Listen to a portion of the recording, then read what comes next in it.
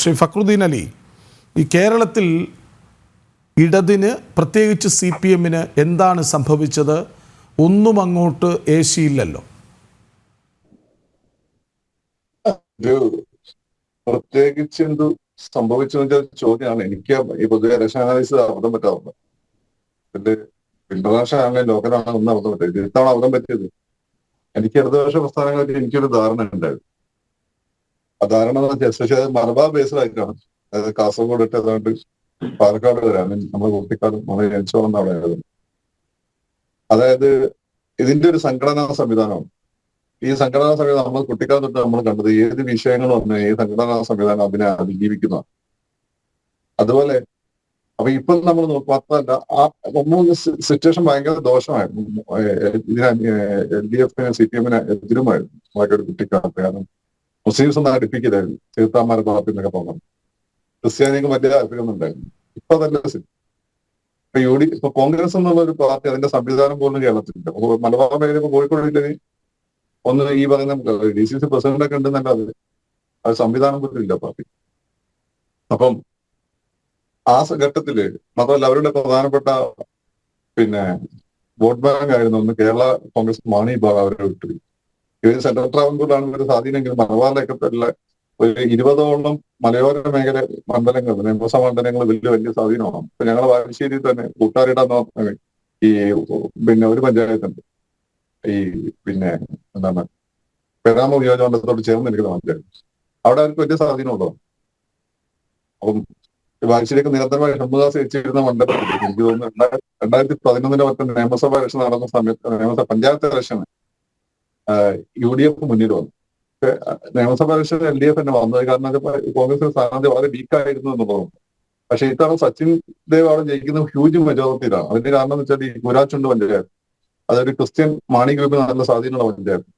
അത് LDF കൂടെ വന്നതാണ്. പിന്നെ മുസ്ലിംസിന്റെ ഇടയിലാണെങ്കിലും ഈ പാർട്ടിയെ അക്കാലത്തൊക്കെ അകറ്റിയിരുന്ന മുസ്ലിംസിന്റെ ഇടയിൽ ഞങ്ങൾ പറയും അള്ളാഹും റസൂലും കഴിഞ്ഞാല് അതാണ് ഞങ്ങളെ രണ്ട് പ്രധാനപ്പെട്ട ആളുകൾ.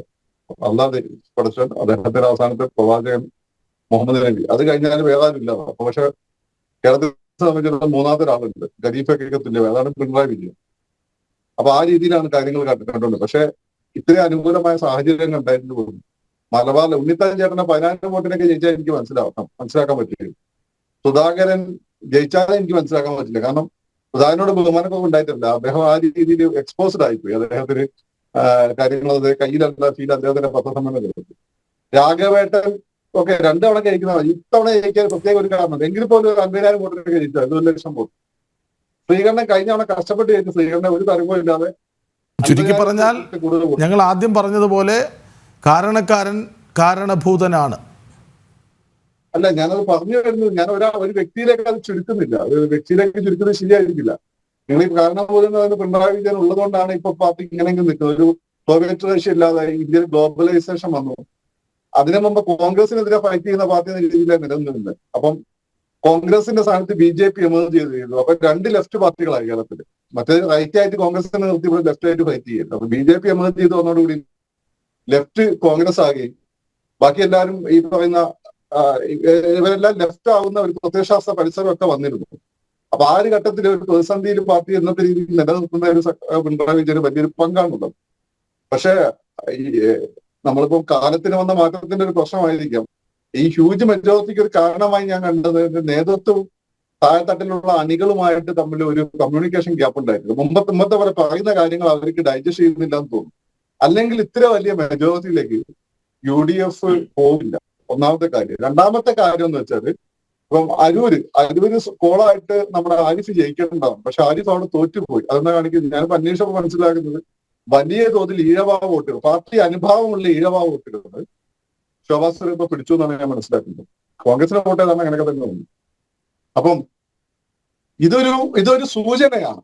ഇപ്പൊ ബംഗാളും മറ്റും പോലെ അല്ല, ഈ പാർട്ടിക്ക് ഇവിടെ അതിശക്തമായ ജനകീയ അടിത്തറയുണ്ട്. കാരണം അവിടുത്തെ പല വരട്ട് തത്വങ്ങൾ പിടിച്ച് തൂങ്ങി നാടിന്റെ ഡെവലപ്മെന്റിന് എതിരൊന്നും നിന്നിട്ടില്ല. പക്ഷെ ശ്രദ്ധിച്ചിട്ടില്ലെങ്കിൽ കൈവിട്ടു പോകും.